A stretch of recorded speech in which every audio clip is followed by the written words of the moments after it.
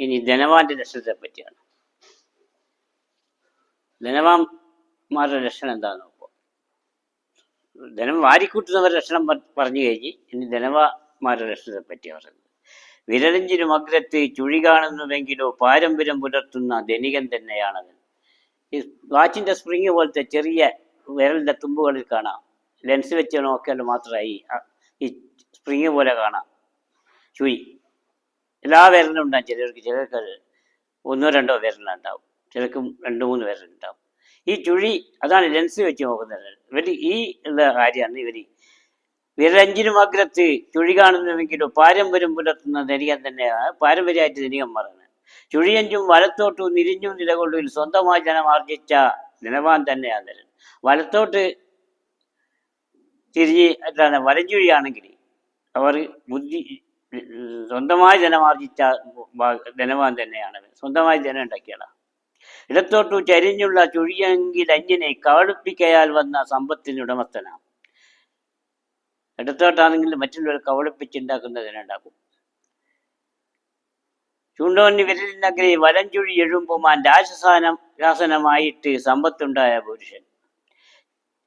ചൂണ്ടുവിരലിന്റെ അഗ്രഹത്തിൽ വലഞ്ചുഴി ഉണ്ടെങ്കിൽ ചിലപ്പോൾ ഉദ്യോഗസ്ഥന്മാരായിട്ട് വരാൻ സാധ്യതയുണ്ട്.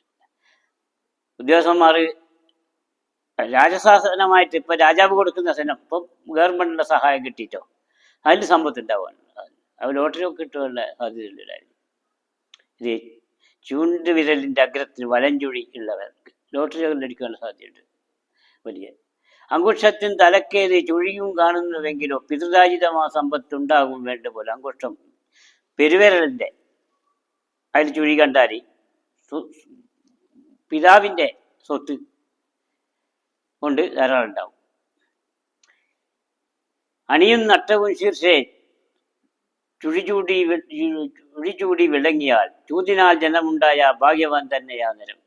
അണിവിരലിൻ്റെയും നടുവിരലിൻ്റെയും അഗ്രത്തിൽ ചുഴി കണ്ടാൽ ചൂതിനാൽ ജനമുണ്ടായ, ചൂത് കളിച്ചിട്ട് കളിച്ച് പൈസ ഉണ്ടാക്കുന്ന ആൾ കാണാം. അത് ലോട്ടറി വലിയ വരും. വലിയൊരു കളിയാണ്ടത്.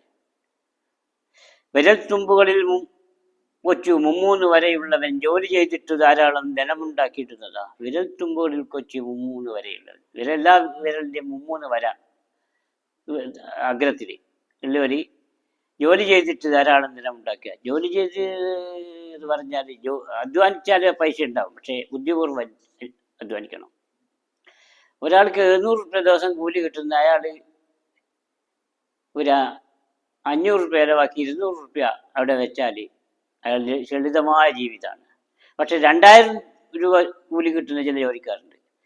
ഇവർ 1000 രൂപ ചിലവാക്കിയിട്ട് 1000 രൂപ വെച്ചാലോ ഇയാൾക്ക് മറ്റേയാൾക്ക് ഇവരോട് എത്തുന്ന സാധ്യത. അതാ പറഞ്ഞത്, അധ്വാനിച്ചാൽ ഉണ്ടാവും, പക്ഷെ ബുദ്ധിപൂർവ്വം അറിയണം. ബുദ്ധിപൂർവ്വം അധ്വാനിക്കുന്നതിന് മാത്രമേ ധനം ഉണ്ടാവാൻ സാധ്യത. മറ്റേ അധ്വാനിച്ചതിനെ കൊണ്ട് മാത്രം ഉണ്ടാവില്ല. പിന്നെ നീണ്ടു മാംസളമായിട്ടങ്ങിടയില്ലാത്ത ഭംഗിയായി വിരലുള്ളവനാണല്ലോ ഭാഗ്യശാലി മഹാദിനി. ഇതാ ഈ ഇടവുണ്ടാറുണ്ടോ ഒറ്റി ഇട കാണും. ഇടയുള്ള അങ്ങുടിക്കൂടിനിടയോ ധനമറ്റവൻ എങ്കിലും നിത്യ ദാരിദ്ര്യം സംഭവിക്കില്ല ഒരിക്കലും. അപ്പൊ അത് ഇല്ലാതെ പോലെ ദാരിദ്ര്യം അനുഭവിക്കുമല്ലോ വേണ്ട. അത് വലിയ പണക്കാരനായിരിക്കില്ല. അതാണ് അവർ ആയിട്ട് മാർദ്ദവങ്ങളായിരിക്കും. നീണ്ട വിരളായിരിക്കും. നല്ല പതള് പോലത്തെ കൈയായിരിക്കും. നല്ല ലയമണ്ഡലങ്ങൾ ഉണ്ടാവും. അപ്പോൾ അതുപോലത്തെ ഈ കൈയുള്ള ആളുകൾക്ക് പിന്നെ ഭാഗ്യശാലി മഹാദിനി, ഭയങ്കര ഭാഗ്യശാലിയായിരിക്കും. ഇവർക്ക് ലോട്ടറി അടിക്കാനുള്ള സാധ്യതകളുണ്ട്. അങ്കുഷ്ടത്തിൻ മധ്യഭാഗെ നെന്മണിച്ചായുള്ളവൻ കൃഷിയാൽ ധനമാർജിക്കും ഗ്രാമീണപതി നിശ്ചയം. അങ്കുഷ്ടത്തിൻ മധ്യഭാഗെ നെന്മണിച്ചായുള്ളവൻ, അങ്കുഷ്ടം എന്ന് പറഞ്ഞ വിരലിന്റെ മധ്യഭാഗത്ത് നെല്ലിന്റെ മണി പോലത്തെ ഈ ഒരിക്കൽ കൃഷിയാൽ ധനമാർജിക്കും. അങ്കുഷ്ടം നീണ്ടോ നീ മദ്യം ചുംബിച്ചുവെങ്കിലോ രാജസേവയിൽ നിന്നുണ്ടായിരുന്നു ധനസഞ്ചയം. അങ്കുഷ്ടം നീണ്ടെന്ന് പറഞ്ഞാൽ അല്ല, ഈ വിരല് പെരുവിരൽ ചൂണ്ടുവിരലിൻ്റെ എവിടെ എത്തണം. നമ്മളൊന്നും എത്തിയില്ല. അതുകൊണ്ട് ഞങ്ങൾക്ക് ഉദ്യോഗം കിട്ടി. ഇവർക്ക് ഉദ്യോഗം കിട്ടുമെന്ന് ഉറപ്പാ. ഇതാ കാണിക്കുന്നത്. ചൂണ്ടുവിരലിൻ്റെ മധ്യത്തിലെത്തണം പെരുവിരൽ. അതുപോലെ ഇങ്ങനെ ഇത്രയും കിട്ടണം. പറയുക ഇങ്ങനെ വെച്ചാൽ കിട്ടണം. ഇങ്ങനെ നേരെ പിടിച്ചാൽ ഈ പെരുവേറിൻ്റെ ചൂണ്ടുവിരലിൻ്റെ മധ്യഭാഗത്തെത്തണം. ഇവർക്ക് ഗവൺമെൻറ് ജോബ് കിട്ടുമെന്ന് ഉറപ്പാണ്. 100% ഉറപ്പാണ്. രാജ്യസേവയിൽ നിന്നുണ്ടായിരുന്നു ജനസഞ്ചയം. അങ്കുഷ്ടം നീണ്ടു ചൂണ്ടോന്നി മധ്യ ചുംബിച്ചുവെങ്കിലോ രാജ്യസഭയിൽ നിന്നുണ്ടായിരുന്നു ജനസഞ്ചയം. വലം കാരണം അതിൻ പിന്നിൽ എള്ളിൻ മണി കണക്കിനെ കറുത്ത മറുകുണ്ടെങ്കിൽ അവൻ ധനിക സത്തവൻ. വലത്തെ ചെവിൻ്റെ പിന്നിൽ കറുത്ത മറുകുണ്ടെങ്കിൽ അവൻ ധനികനാണ്. ഇതിൽ ലക്ഷണശാസ്ത്രമാണ് ഈ പറയുന്നത്. ഓരോ വ്യക്തിയെയും കാണുമ്പോൾ ഈ ലക്ഷണം ഈ കോടാലി മഹർഷി ലക്ഷണശാസ്ത്രം രാജാവിന് പറഞ്ഞു കൊടുക്കുന്നതാണ്. രാജാവിനോട് പറയുന്നത് എനിക്ക് ഇവരൊന്നും മനസ്സിലാക്കാൻ സാധിക്കുന്നില്ല. ഓരോ ജനങ്ങൾ ഇത്രക്കാരും ജനങ്ങൾ ഞാനിങ്ങനെ ഭരിക്കൂ. അതിന് കള്ളന്മാരുണ്ടാവും, മറ്റേ കള്ളത്തരം പറയുന്ന ആളുണ്ടാവും, പിന്നെ അതുപോലെ തന്നെ കൊലപ്പുള്ളി ഉണ്ടാവും. ഇവരൊന്ന് എങ്ങനെ തിരിച്ചറിയും ഞാനില്ല. അതുകൊണ്ട് കോടാലി മഹർഷി രാജാവിന് പറഞ്ഞു കൊടുക്കുന്ന ഈ ലക്ഷണങ്ങളെല്ലാം ഇത്തരം ലക്ഷണങ്ങളിലോ ഇന്നത്തെ ആൾക്കാർക്കായിരിക്കുന്നു. രാജാവിന് ഇതെല്ലാം മനസ്സിലാക്കാനുള്ള കഴിവുണ്ടാവില്ല. അതിന് വേണ്ടിയിട്ടാണ് ഈ ശാസ്ത്രം ഉണ്ടാക്കിയത്. പക്ഷേ അത് നമ്മൾ ഇന്ന് ശാസ്ത്രമായിട്ട് ഉപയോഗിക്കുന്നത് മാത്രമേ ഉള്ളൂ. പിന്നെ ചില കാര്യങ്ങൾ ബുദ്ധിൻ്റെ കാര്യത്തിലും മറ്റേ ഉർവശി പറഞ്ഞു കൊടുക്കുന്നു. ഉർവശി സൂത്രമുണ്ട് ഇതിനകത്ത്. അത് രാവണനും ഉർവശിയും കൂടി പരമശിവന്റെ നൃത്തം പഠിക്കുമ്പോഴേക്കും രാവണന് ഉർവശിയോട് പ്രേമം തോന്നി. അപ്പോൾ പ്രേമ അഭ്യർത്ഥന നടത്തി. അപ്പോൾ പറഞ്ഞു കൊടുക്കുന്നു ആരോട് എപ്പോൾ എങ്ങനെ സംസാരിക്കണം, എങ്ങനെ പറയണമെന്ന് ഉർവശി പറഞ്ഞു കൊടുക്കുന്ന ഇതിൻ്റെ ഒരു അതും കൂടി ഈ മഹർഷി വെച്ചിട്ടുണ്ട്. ഉർവശി പറയുന്നത് ഇന്നയാളോട് ഇന്നേ ലക്ഷണത്തിനോട് ഇന്നവരെ പറയാൻ പാടുന്നുണ്ട്. വില്ല് പോലെ വളഞ്ഞിട്ടും കറുത്തും നീളമേറിയും പുരികം വാച്ചിടും മധ്യൻ ധനികൻ ധർമ്മതൽപരൻ. വില്ല് പോലെ വളഞ്ഞ ഏറ്റവും കറുത്തും നീളമേറി പുരികം വില്ല് പോലെ വളരണം. ഇങ്ങനെ വളഞ്ഞിട്ട് അവർ കണ്ടാത്തിനറിയാം നല്ല പുരികയുടെ ആളായിരിക്കും. കറുത്തിട്ട് നീളമേറിയ പുരികായിരിക്കും വെച്ചു. അവർക്ക് ധനിക ധർമ്മതൽപരൻ. ധനികനാണ് ധർമ്മം ചെയ്യാൻ വെച്ചു അയാൾ. നീ എല്ലാവർക്കും ധനികൻ്റെ കാര്യമില്ല. ഒരു 10 പൈസ കൊടുക്കാത്തിട്ട് ധർമ്മം ചെയ്ത് നമുക്ക് വേണ്ടിയിട്ടാണ്. മറ്റ് വാങ്ങുന്ന വ്യക്തിക്കല്ല, കൊടുക്കുന്ന ആൾക്ക് ഒരു നിശ്ചിത സംഖ്യ ധർമ്മമായിട്ട് കൊടുത്താൽ അവർക്ക് അത്യാവശ്യങ്ങളൊന്നും ഉണ്ടാവില്ല. എല്ലാണ്ട് നിങ്ങളെ മറ്റുള്ളൊരു ശോഷണം ചെയ്തിട്ടൊന്നും സമ്പാദിച്ചു കഴിഞ്ഞാൽ അതെല്ലാം മക്കൾ അങ്ങനെ തീർത്ത് പിന്നെ അത് മാത്രമല്ല കള്ളു കുടിച്ച് തീർക്കോ, അല്ലെങ്കിൽ മയക്കുമരുന്നടി പെട്ടോ, അല്ലെങ്കിൽ ചിലപ്പം മാതാപിതാക്കൾ തന്നെ കൊന്നു. അതുകൊണ്ട് ധർമ്മം എപ്പോഴും ആവശ്യം തന്നെ. മറ്റുള്ളവർക്ക് കൊടുക്കുന്നതല്ല, നമ്മൾ ധർമ്മം കൊടുക്കുന്നതിന് അതിൻ്റെ ഗുണം, മാന്യന് ഗുണമില്ല, കൊടുക്കുന്നതിന് അതിൻ്റെ പല ഗുണങ്ങളുണ്ട്. അതാണ് എല്ലാ ഗ്രന്ഥങ്ങളും എല്ലാ മതങ്ങളും ധർമ്മം കൊടുക്കണം.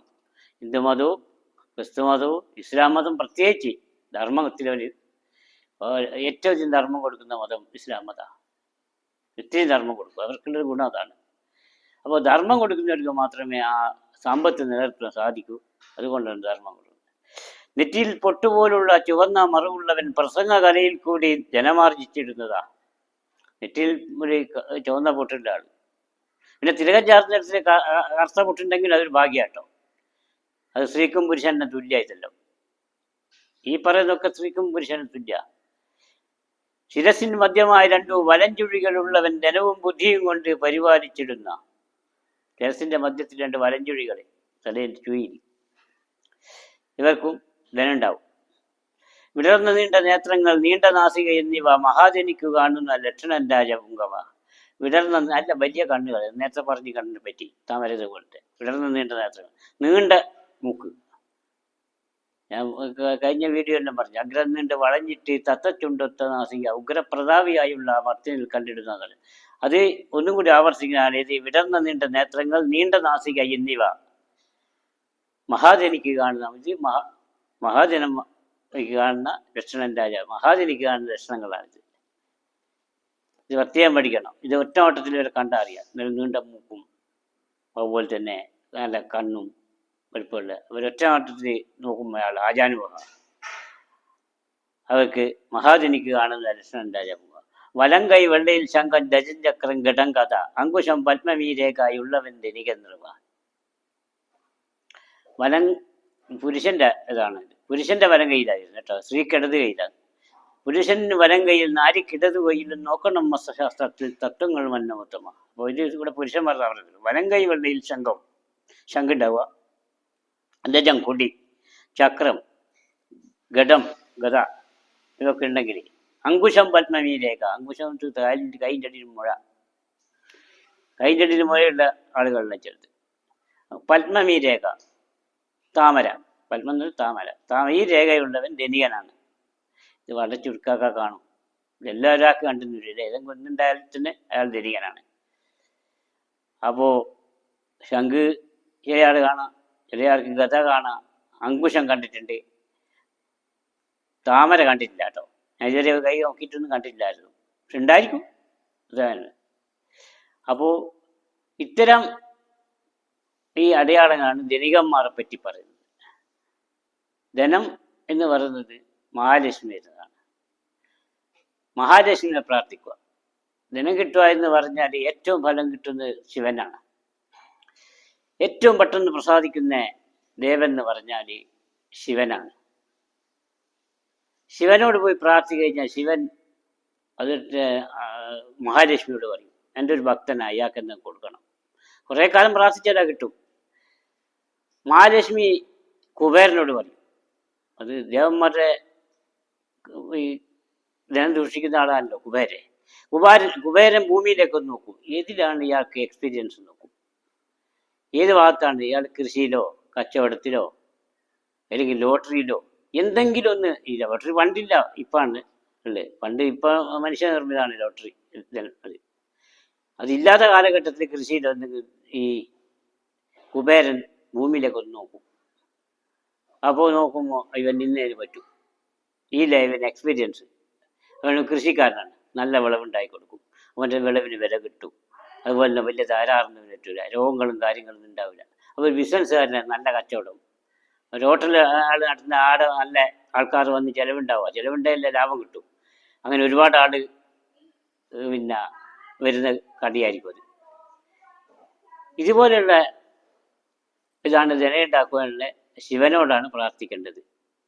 ശിവനോട് പ്രാർത്ഥിച്ചു കഴിഞ്ഞാൽ ഈ മഹാലക്ഷ്മിയോട് പറയും. മഹാലക്ഷ്മിനെ നേരത്തെ പ്രസാദിച്ചിട്ടുന്ന വളരെ എല്ലാം കിട്ടില്ല, പിന്നെ അവൻ്റെ ധനം ഒരിക്കലും പോവില്ല കേട്ടോ. ധനം കുറേ കാലം കഴിയുമ്പോൾ പോകും.